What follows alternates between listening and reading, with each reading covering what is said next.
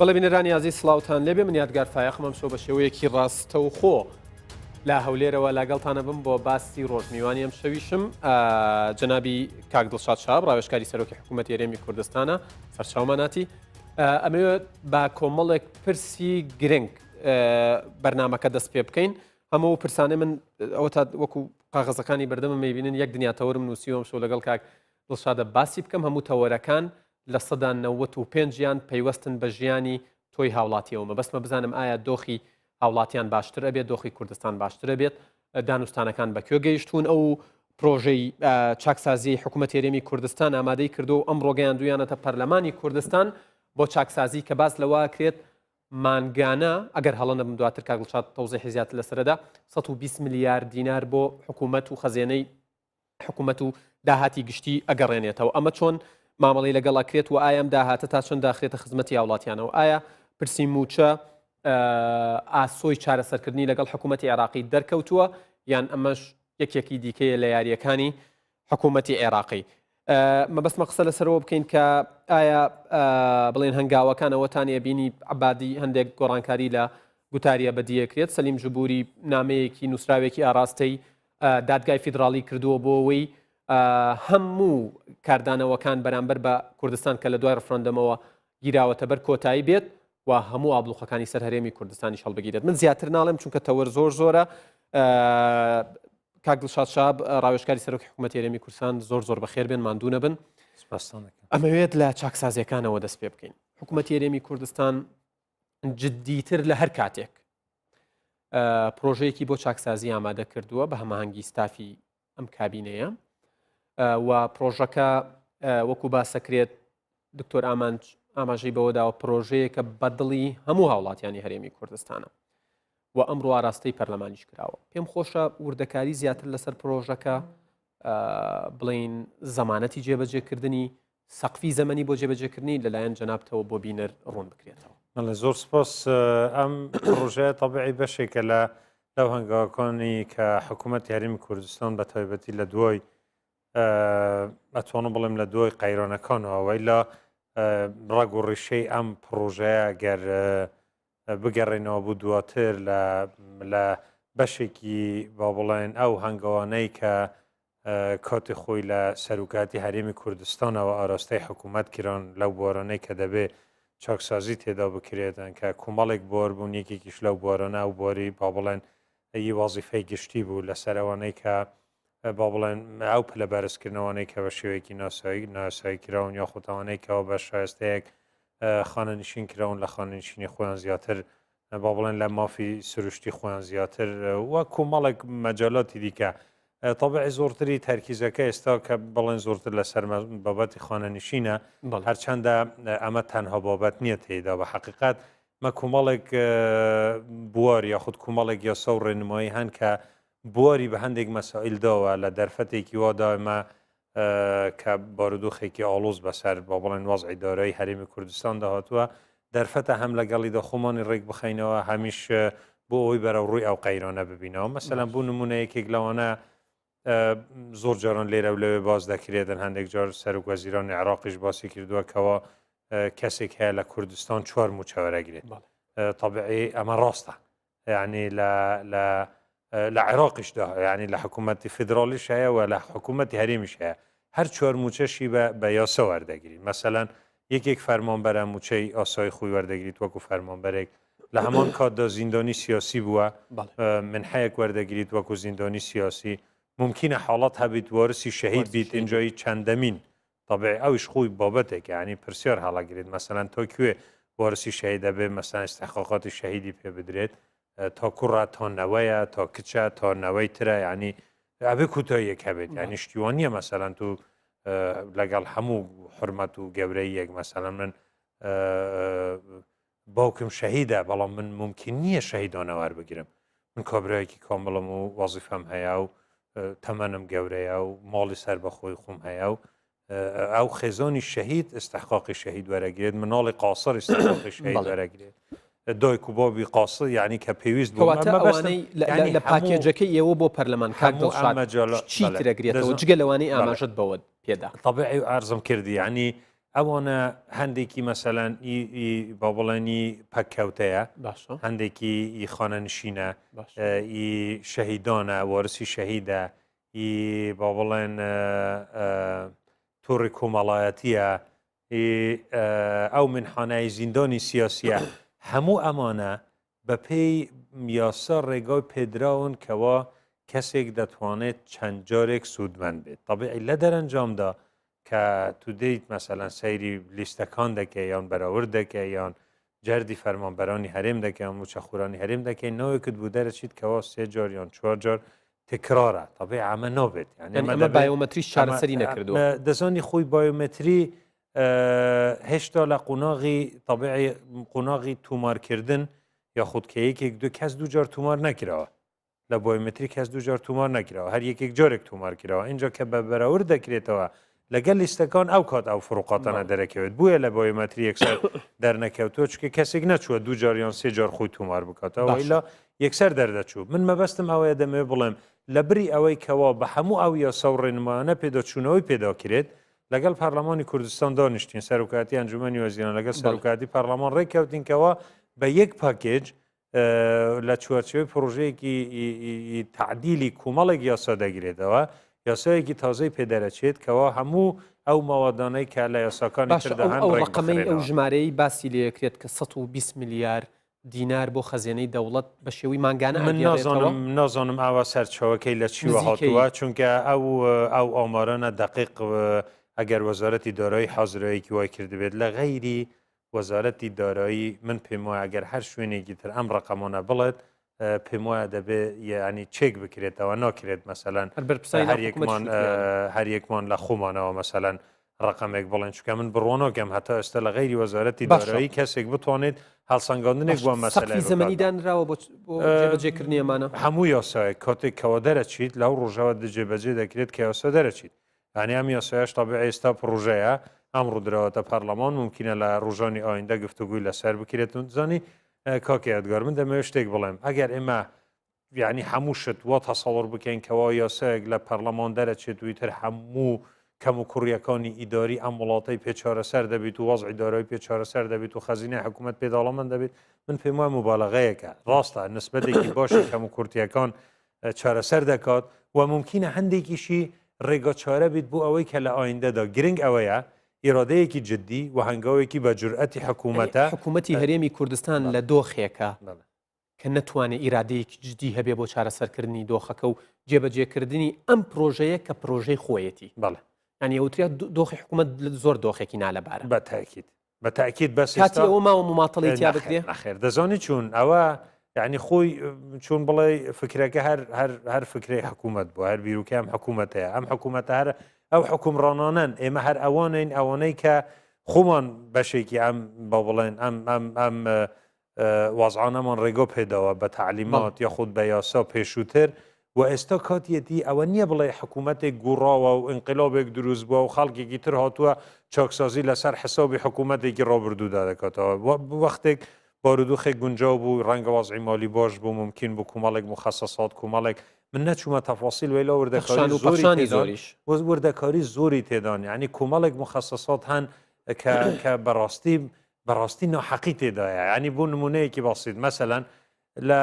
فەرمانگەیەکی دیاریکرا و مخەسەساتێکی خطوورە هەیە پێدەڵم مخەسەساتی ترسناکی مەسەلەن بۆ ئەوانەی کەوا تەعامل لەگەڵ با بڵێن مادەیەکی کیمیاوی دەکەن معرەزە ئەم کارسە تووشی نەخۆشی پێزبی تووشی نازانم کۆمەڵێکشی تر بێت بۆ خوپاراستنی لە هەندێک مەسائل مخەسەساتێکی ڕێگە پێدراو هەیە بەڵام ممکن نییە و نەفرەی کە لە ئیستعلاماتی ئەو دائیرەشیش دەکا هەمان مخەسەسات وەربگریت کە هیچ پەیوەندی بە مەسەلەکەیەوە نییە ممکن نییە موظفێک وەکو خطوڕی وەکو ئەو کەسە بێتەوی دەچیتە سەر دار عمودێک کارە بۆ وەکو ئیزافەیەک بۆ قسەکانی جەنابەت من دوێنێ لەگەڵ بەرپرسێکی باڵای وەزارەتی پێشمەرگە بەرنامەم هەبوو یەکێک لە پێشمەرگەکان ئەڵێت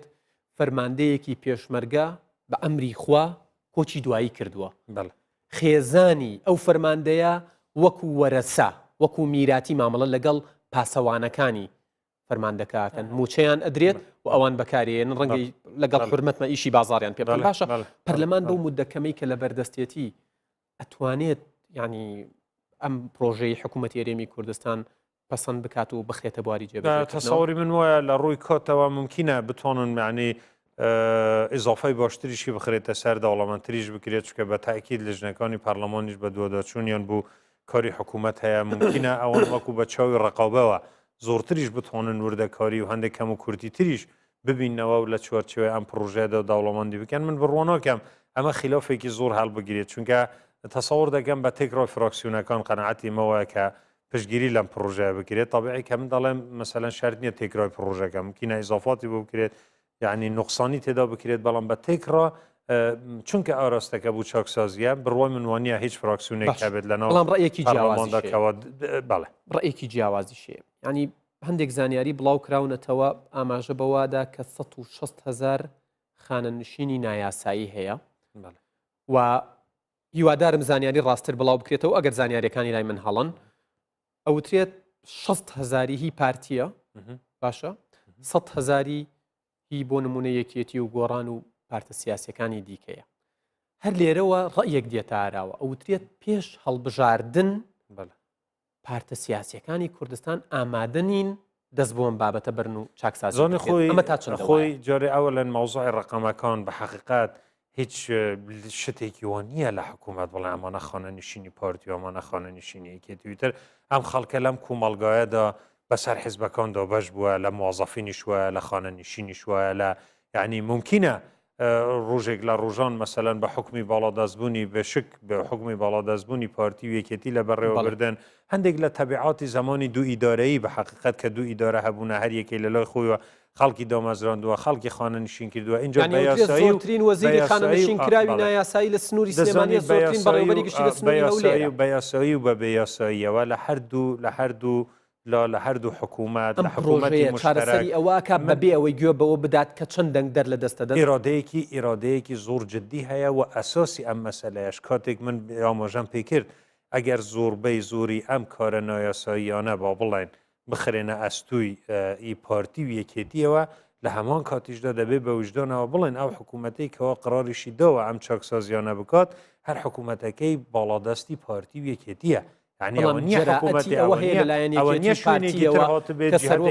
سەرۆکی حکوومەتن ئەم پرۆژەیە جێبەجێ من پێم وایە حەسەبی ئەم مەسەلەیە بەرچەو گیرەوە و ئەو ڕۆژەی تەنانەت ئەو ڕۆژەی کە تێدا گفتوگوی ئەم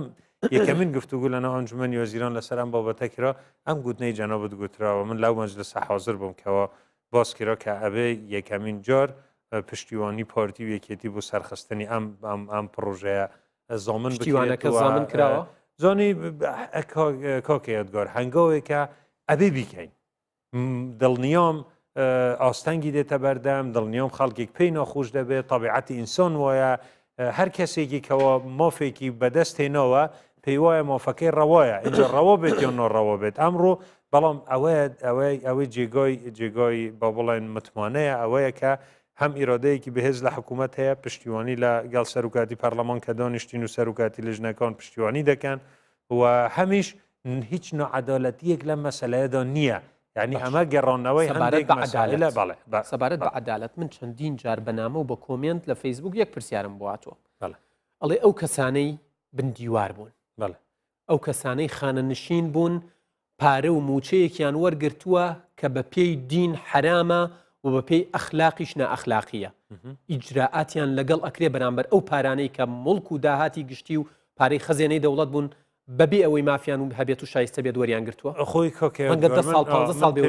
من پێم وایە هەر بە شکلێکی عام لە من ناڵم یعنی ئەم شێوەزە ئەم جوورانە نین هەن ینی بە نەفی ناکرێن بەڵام لە عینی وەختیشدا سیستمی بایۆمتری دەری خست کەەوە مبالغەیەکی یەکجار زۆر لە ئەرقامیشدا هەیە یعنی سوڵەتێک دروست کرا بوو نمونە مەسەلەن ئەوە کە من ئێستا باسم کرد لەوەی کە یەکێک چۆر موچەوەرەگرێت ممکنە خەڵکێک تەسەوری کردبیت یەکێک کە عبادی یان یەکێکی تر دەڵێت کەسێکە چۆر موچەوەرەگرێت ڕەنگەوەی تەسەور کردبیت لە عینی وەقت موازەفە لە سەحا و لە پەروەردە و لە خوێندنی باڵا و لە ئەوقاف هەمان یەک کەسە شتی وان نییە ماندێک مەسائلن یعنی ڕێگا پێدراون قانون ڕێگای پێداون ئەسڵان مەوزوعی زیندانی سیاسی شەهیدانی چی ئەمانە لە بەغدا ئەسڵان زووتر پێش ئێمەش ڕێگای پێدرا بکە ئەو مەسەلەی یعنی تیکرار و یاخودی بندیوار و ئەوەی کە چوونێک بەو شێوازانە ناودەندرێن طبیعی بەدڵنیاییەوە سیستەمەکە دەری خستووە کە مبالغەیەکی یەکجار زۆر تێدایە من ناڵێم نین هەن بەڵێ ئەگەر خەڵکێک لە عینی وەقتدا دوو موچەی وەرگرت بێت یاخود ناوی لە دوو شوێن لە عینی وەقت لە دوو شوێنی جیاواز وەکو دەوام بۆی حساب کرا بێت و استحقاقاتی وەرگرتوێت بەڵێ ئیجراتی لەگەڵ دەکرێت بە دڵنیاییەوە خەڵکیش هەبووە لەسەر خەلەلێک مەسەلەن بۆ نمونە خەڵک هەبووە بە ئیجازەیەک خوێندوێتی یاخود ئیجازەی نەبووە خوێندوێتی پاشەوەی کە خوێندنی خۆی تەواو کردووە هاتووە بۆ ئەوەی کە شەهادەکەی بەراورد بکات لەو کاتدا حکوومەت کە تحقیق لێ دەکات دەبینیت ئەو کاتێک کە ئەو تەڵەبە بووە لە عینی وەختیش موظف بووە مۆڵەتیشی وەرنەگرتیە موچەشی بە کاملی وەرگرتیە بەڵێ خەڵک هەبووە لەسەر ئەم حاڵەتە هەموو موچەکانیان پێ بژاردووە هەمویان پێگەڕاندووەتەوە بۆ خەزینەی دەوڵەت لە حاڵەتێکدا کابرا دەڵێت ئیجراءات دەکرێت تاوان خواگەر ئیجراءات نەکری کاکەیەتگەر ئەم هەموو ماندووبوون و زەحمەتی و خەرجی و ئالۆزیەکەوە دیوایەکی پێشمەرگە کە 1100 کەس بووە 300 کەس زیاتری بن دیوار بووە وترێ 22 حلاق 22 دەلاکیان بۆ دامەزراوە 11 کەس بە خەبیری کۆمپیوتەر دانراوە خوێندەواریان نییە ینی ئەبێ ئەمانە چارەسەر بکرێت ئەو تەوردەکاری ڕقەمانە من لەسەر بەتایبەتی لەسەر سلکی عسکەری دەزانی خۆی بەداخەوە ینی پیرۆزینەوەی پێشمەرگە و گەورەی ئەو مەهامە پیرۆزەیەکەوە ئەو سەروەریە گەورەی کەەوە شەرەفە گەورەی کە بە پێشمەرگە براوە کە هەمومان لە سای خوێن و قوربانی ئەوانەوە لەو شار و وڵاتەدا دەژین گوناحێکی زۆر گەورەیە پێشی هەموو کەس لە دەرحەقی خودی پێشمەرگە دەکرێت کەەوە بە ناوی پێشمەرگەوە ممکنە هەندێک لەم مەسائلانە تێپەر بوو بن بەبوونەی ئەوەی وە زۆر جاران دام و دەستگاکانی ئێمە کاکە یادگار چ ڕاست چ غەڵات بەڵام حەقیشیان بەخۆیان نەداوە زۆر بەوردی بە دوای موسسەی عسکەریدا بچن نەک لە ترسان لە حرمەتگرتنی ئەو موسسەیە چونکە ئەم دقیقەیەش کۆکێمە لەنەو جامخانەیەکدا خەریکە بڵێ سەرمامان بێت خەڵکێک لەسەر لولەی فەنگە لە کاتیەوە هاتووە کە هیچ کەسێک جگە لە پێشمەرگەی ڕاستەقینە ناتوانێت من دڵنیام لەوەی کەەوە پێشمەرگەی ڕاستەقینە خۆی یەکەمین کەسی داواکارە لەسەر ئەوەی کە کەسی تر بەنەوەی ئەوە مخالفە نەکات ئەم باسە زۆر هەڵەگرێ بەڵام کات هاوکارمانیە بینە سەر گفتوگۆی هەولێر و بەغداد هەندێک لە ماوەی ڕابردوودا ئاگادارین کە لێدوانەکان بەرامبەر حکوومەتی هەرێم کە جەنابی سەرۆکی حکوومەتی ئاماژەی پێدا بوو لە ڕێگەی ینی کۆنفرانسی هەفتانەی خۆیانەوە کاک نێچیرەوان و کاک عەبادی یەکتریانە دواند بەڵام ئێستا هەستەکەی نەرمیەکەیەوە باس لەوە ئەکرێت کە عەبادی بڕیاری داوە مەرجەکانی سەر حکوومەتی هەرێمی کوردستان سووک بکات و سەلیم جبوری هەنگاوی ناواڵەیە بێت ئەو لێکەوتانەی بە بۆنەی ڕفراندەمەوە بەرامبەر حکوومەتی هەرێمی کوردستان و وڵاتیان هەرێم گیراونەتە بەر کۆتاییان بێت ئایا بڵین دانیشتنەکان گفتوگۆکان بەکوێ گەیشتون و پێم وابێ بڕیارەشاندێکی حکوومەتی هەرێمی کوردستانیش سەردانی بەغدا بکات تەفاسیلی زیاتر لای زانی لە پۆشی ینی ئەو هەنگاوانەی کە ئێمە پێمان وایە زیادە ڕوویەکی زۆر لەو ئیجراءاتانە کران پێشی هەمووشت من دەمەوێت بڵێم ئەگەر بەڕێز عەبادی یاخود لە ئەنە سیاسیەکانی کە ئێستا دەستەڵاتدارن لە حکوومەتی فیدرالی عێراقدا بیۆنەوێ ئەو هەستە لە لای هاوڵاتیەک هاونیشتمانیەک لە هەرێمی کوردستان دروست بکەن کەەوە خۆی بە هاونیشتمانی ئەو وڵاتە بزانێتن کەەوە عێراقا کە چوەرچێوەکەی ئەم دەستورەیە ئەوەیە ئەم شێوەزی مامەڵەکردنە هەرگیز ئەم هەدەفە تحقیق ناکات تو یعنی هاوڵاتیەکی خۆت بخەیتە خانەیەکی وەوە هەمیشە هەڕەشەی قوتی لەسەر بکرێتن هەڕەشە ینی ئێستا کە بەڕێز عەبادی باسی پێدانی موچە دەکات وەکو ئەوەی کەەوە بڵێت مەکرەمەیەک یعنی هەدیەک دیاریەکی زۆر گەورە دەبەخشێت ئەمە بچووکترین حەقی هاوڵاتیەکە لەسەر وڵاتی خۆی لەسەر وڵاتێک کەەوە خۆیان قەراریاندەوە ئێمە بەشێک بین لە وڵاتە خۆیان دەڵێن ئێمە بەشی یەکین و پێکەوەین و ئەبێ پێکەوە بژین باشە بەیکەوە دەژین بەڵام چون بەیەکەوە ژیانێکە کەەوە تو ینی موچەی فەرمانبەریش بە فەرمانبەر بەڕەوانە بینی ئەوەی کە لە بیدایەتدا تابعی کومەڵێک قرارات دران ئەگەر بەشێکی بەسەریعی باشە ئەوەی بەڕێز جەبوری بکەم بڵێ مەفرۆز ئەو قرارەی کەەوە لە محکەمەی فیدرالیەوە دەرچوو کە دەڵێ ئەنجامدانی ڕفراندوم نادەستوریە و هەموو لێکەوتەکانیشی دەبێ هەڵبوەشێتەوە لێکەوتەکان لە طرفی ئەوان وا بووە لە طرفی خودی پەرلەمانی عێراقیوە بووە ئەوەی کە بەڕێز جەبوری ڕئیسیتی لە حکوومەتی عێراقیوە بووە بەڵێ زۆر جێگای خۆی ئەگەر هەیە ومەرجەلا ببدرێت ئەسڵان پێویست بە پرسیار ناکات ئەمە ڕای من نییە ڕای یاساناسانە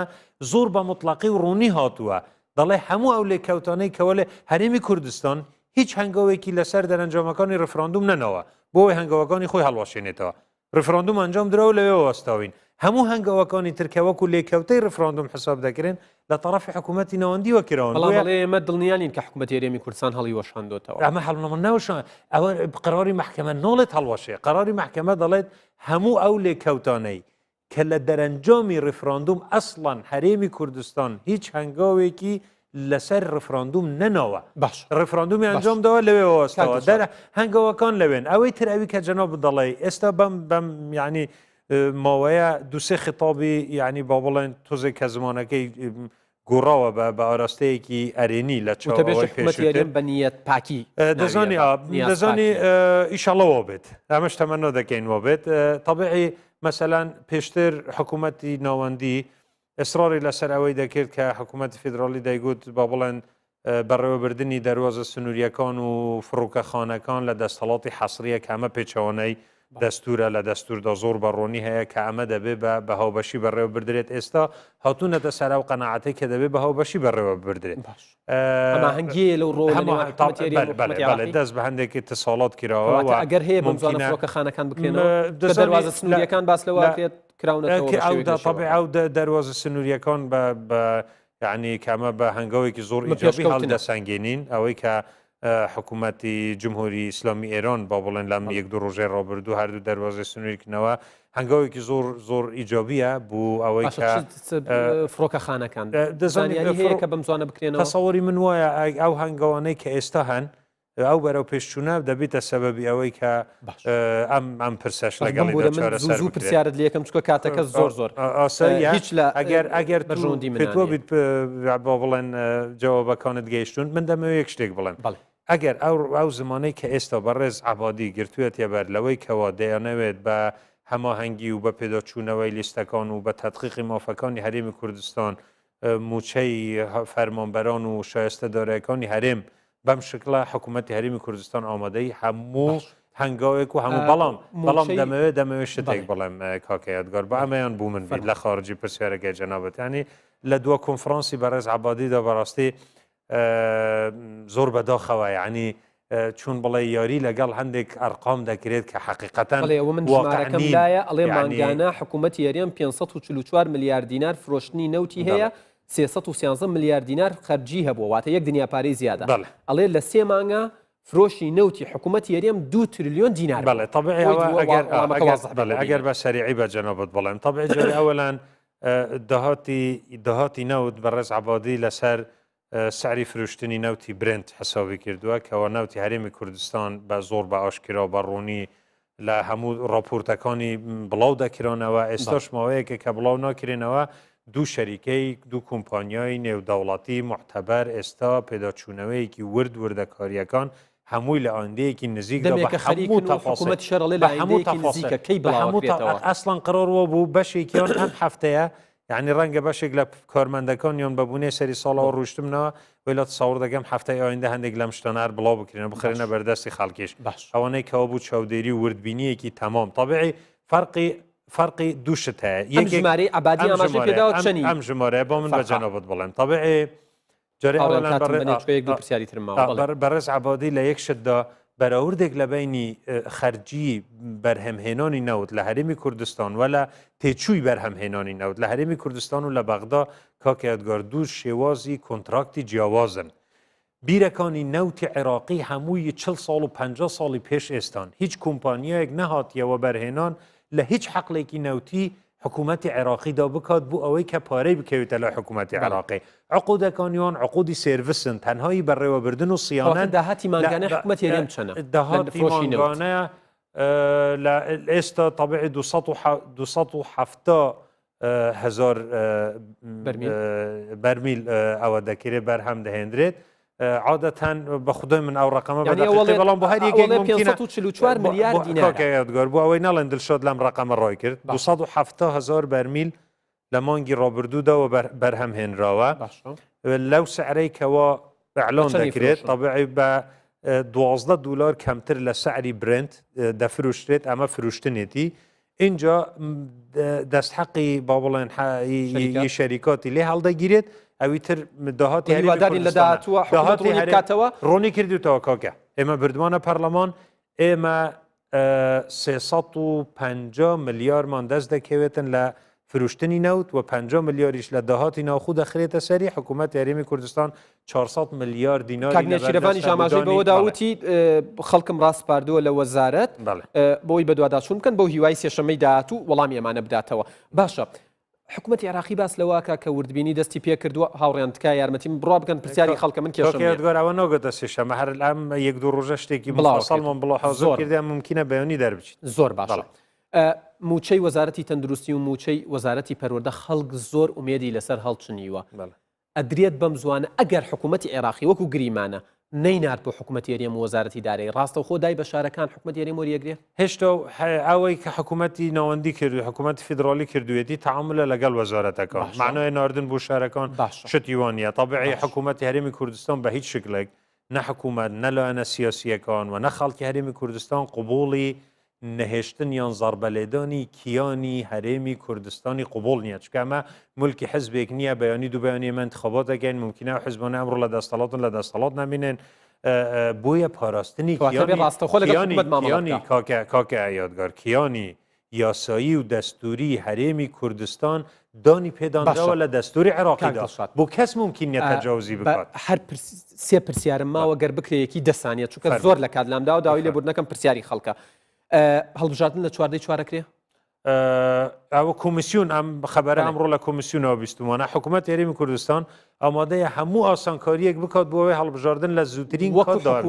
حکوومەت و ڕاوێژکارێکی سەرۆک حکوومەت ڕاچیە لەسەرەوەی شاندێکی گۆڕان و کۆمەڵ و ڕەوتەکەی یاخود قوارەکەی دکتۆر بەرەم ساڵح سەردانی بەغایان کردو ئەگەر سەردۆنی حەزبەکان بکەن کۆست پەیوەندی لە نێوان ئەحزابدا کارێکی ئاساییە ئەگەر حکوومەتی ناوەندی با بڵێن حکوومەتی فیدرالی تعامل لەگەڵ ئەحزاب بکات ئەمە کارێکی نادروستە